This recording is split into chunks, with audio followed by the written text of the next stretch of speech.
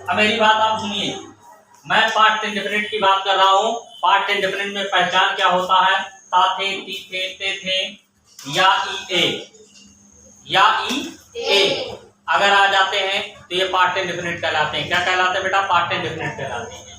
अब जब हम बात करते हैं अफर्मेटिव सेंटेंस की, मैंने आपको बताया था स्वीकारात्मक वाक्य। क्या बताया था? स्वीकारात्मक वाक्य। अफर्मेटिव सेंटेंस की जब हम बात करते हैं तो अफर्मेटिव में इसके ठीक पहले मैंने प्रेजेंट की बात किया था, ठीक पहले प्रेजेंट इंडेफिनिट की बात किया था, जिसमें अफर्मेटिव मैंने आपको बता दिया था कि दो ऐसे टेंस हैं, प्रेजेंट इंडेफिनिट और पास्ट इंडेफिनिट, जिनके अफर्मेटिव में बेटा हेल्पिंग वर्ब नहीं आता।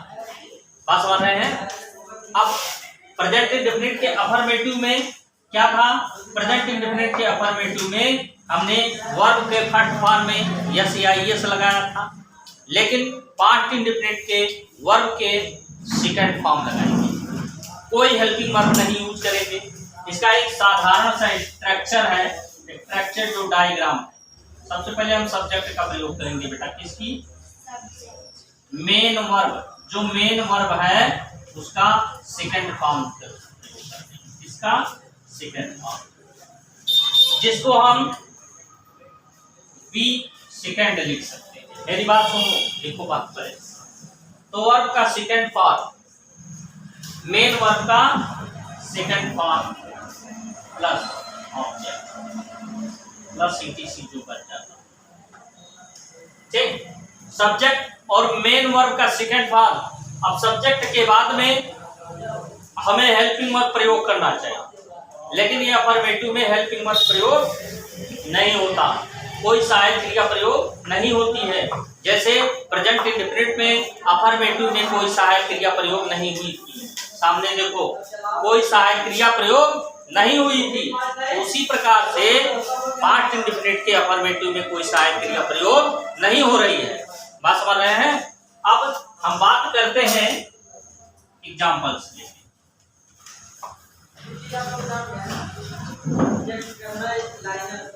एग्जाम्पल्स में मैंने कहा, लिखिए, राम स्कूल जाता था।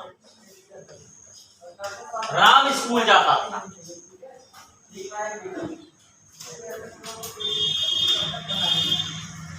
थे, थे,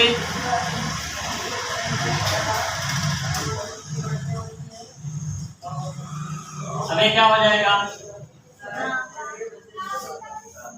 राम वेंट,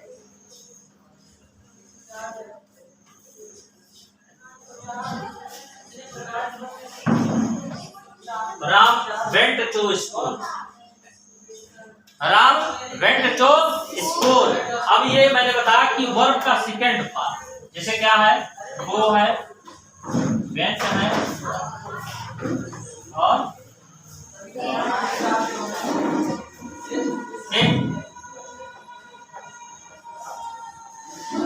राइट,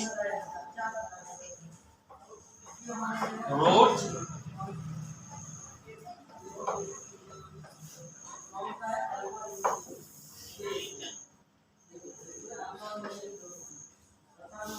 अब ये वर्ब का फर्स्ट फॉर्म, ये वर्ब का सेकंड फॉर्म, ये वर्ब का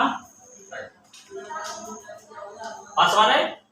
मैंने कहा कि गो, वेंट, गॉन, वर्ब का सेकंड फॉर्म अगर कहीं प्रयोग है पूरे टेंस में, 12 के 12 जो उनके 3 टाइप्स टेंस होते हैं, तो काइंड्स ऑफ वर्ब हो जाता है। बात समझ रहे हैं? तो उनमें जब हम बात करेंगे तो उनमें हमें जो मिलेगा वो केवल वर्ब का सेकंड फॉर्म अगर पूरे टेंस में प्रयोग हो रहा है तो पास्ट इंडेफिनिट के अफर्मेटिव में। कहां पर बेटा? पास्ट इंडेफिनिट के अफर्मेटिव में। अगर वर्ब का सेकंड फॉर्म अगर आपको कहीं मिल रहा है एग्जांपल्स में, तो तुरंत आप समझ जाइए ये पास्ट इंडेफिनिट का बात समझ रहे हैं? नहीं समझ रहे? दूसरा एग्जांपल्स लेते हैं, ठीक। जैसे मैंने कहा, सी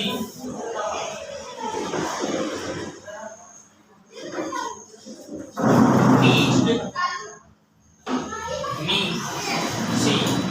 टीच मी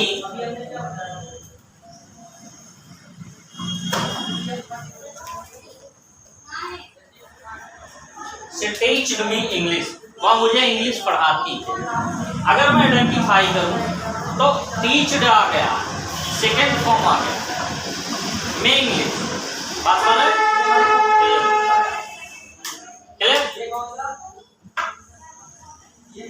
वर्ब का जो हमेशा सेकेंड फॉर्म होता है क्या होता है? वाचक। अब बात करते हैं हम, ये समझ में आ रहा कि नहीं? बता दीजिए।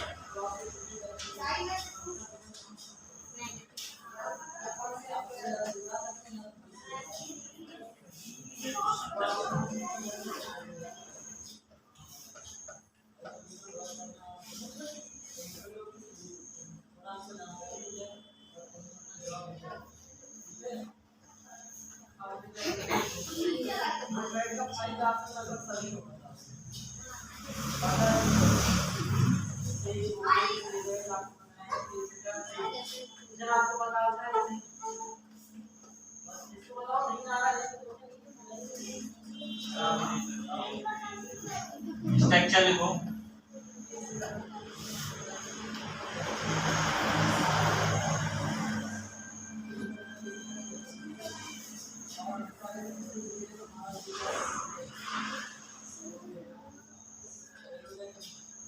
डिड नॉट प्लस वर्ब का first part.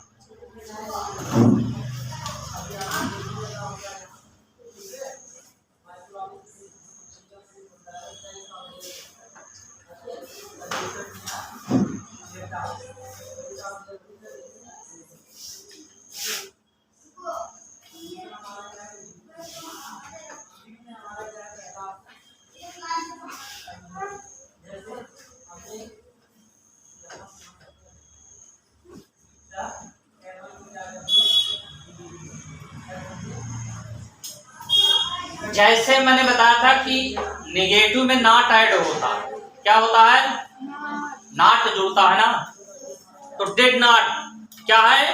Did not. Subject के बाद में डिड नॉट का प्रयोग होगा, और डिड नॉट सिंगुलर सब्जेक्ट और प्लूरल सब्जेक्ट दोनों के साथ होगा। इसमें झंझट नहीं है कि क्या कहें, सिंगुलर कहाँ लाए, प्लूरल कहाँ लाए। ठीक, एक के साथ सब सत्य, चाहे सिंगुलर आवे चाहे प्लूरल आए। आंख मूंद के डिड नॉट। ठीक, बात समझ में? तो सिंगुलर सब्जेक्ट और प्लूरल सब्जेक्ट दोनों के साथ में मेरा बेटा क्या लगेगा? डिड नॉट लगेगा। और ठीक अफर्मेटिव में मैंने सेकंड फॉर्म लगाया था, लेकिन जैसे निगेटिव हुआ वर्ब का फर्स्ट फॉर्म आ गया। वर्ब का क्या आ गया? फर्स्ट फॉर्म आ गया। वर्ब का फर्स्ट फॉर्म आ गया। अब वर्ब का फर्स्ट फॉर्म आ गया, एग्जांपल से देखते हैं।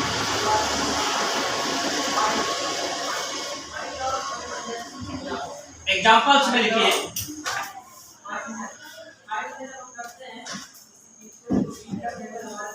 वह एक पत्र, वह एक पत्र नहीं लिखती थी। वह एक पत्र नहीं लिखती थी।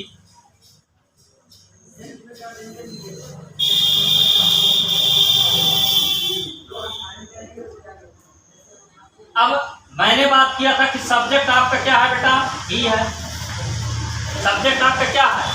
ही है। अब ही के साथ में क्या करेंगे? डिड नॉट का यूज करेंगे, क्योंकि ना मुझे सिंगुलर देखना है ना प्लूरल देखना है। दोनों के कंडीशन में, both condition, if my subject singular, if my subject plural, both condition we can use helping verb did not. Verb of the first form, verb जो मेन वर्ब है। वर्ब क्या है? Which word denote an action called verb? ऐसे शब्द जिनके द्वारा subject के द्वारा जो भी कार्य किया जा रहा है वही वाक्य में क्या हो जा रहा है? क्रिया हो जा रहा है। क्या हो जा रहा है? क्रिया हो जा रहा है। अब क्रिया की हम बात कर रहे हैं कि वह एक पत्र नहीं लिखती है। बात समझ रहे हैं? तो सी हो जाएगा, क्या हो जाएगा? नहीं लिखती है। किसकी मैंने बात किया? फीमेल की बात किया, तो सी हो जाएगा। सी did did not, she did not, मैंने बताया था कि write, wrote, written, she did not write a, she did not write a letter, ठीक, वह पत्र नहीं लिखती है। मैंने कहा, नेक्स्ट एग्जांपल देखो,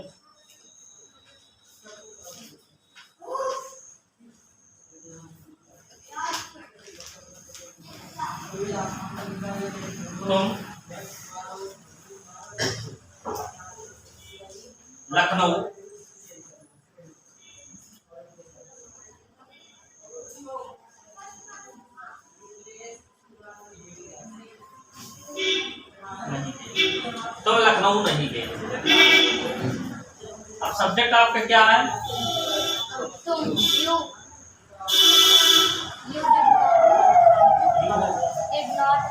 डिड नॉट का प्रयोग करेंगे क्योंकि सिंगुलर और प्लूरल दोनों के साथ में किसका प्रयोग करेंगे बेटा?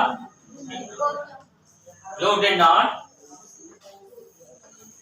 गो टू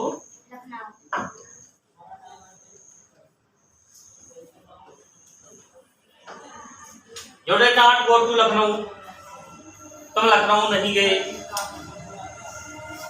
बात समझ में आया?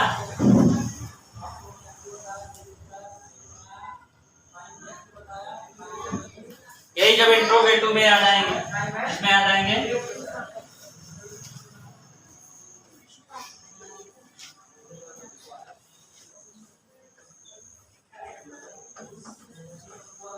इंट्रोगेटिव,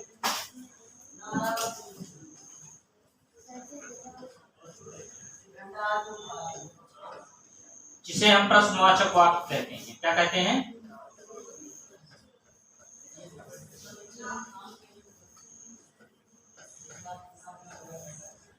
प्रश्नवाचक वाक्य की बात करेंगे तो जैसे प्रश्नवाचक वाक्य की बात करते हैं तो यहां पर तुरंत आपको क्या एक स्ट्रक्चर मिलेगा और वो स्ट्रक्चर क्या है?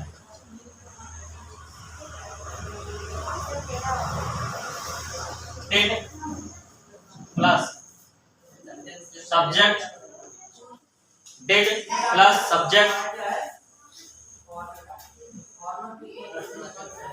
वर्ब का first form, object plus etc. Example लिखिए आप।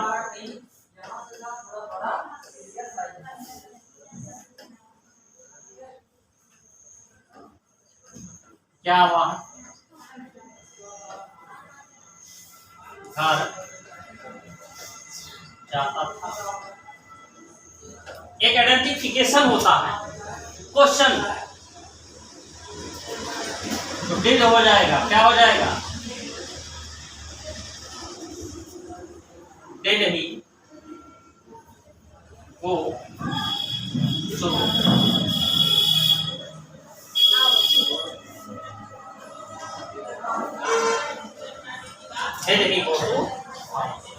क्वेश्चन वर्ड भी इसके आगे आएगा। तो अगर मान लीजिए क्वेश्चन वर्ड का कोई वाक्य आ रहा है तो आप क्वेश्चन वर्ड को पहले करते हैं। बात समझ रहे हैं? अगर ये क्या और कब कौन कहां अगर बीच में आता, वाक्य के बीच में आ जाता तो उसको स्ट्रक्चर में हम क्या करते? पहले लिखते। बात समझ रहे हैं? क्वेश्चन वर्ड को हम पहले लिख देते, उसके बाद में हेल्पिंग वर्ब का प्रयोग करते। हेल्पिंग वर्ब क्या है? डिड है। बात समझ रहे हैं? तो डिड का यूज करेंगे। ठीक, तो पास्ट इंडेफिनिट का एक्सरसाइज कम से कम आप 10 एक्सरसाइज करके लेके आओ। बात समझ रहे हैं? कोई दिक्कत होती है तो बताना।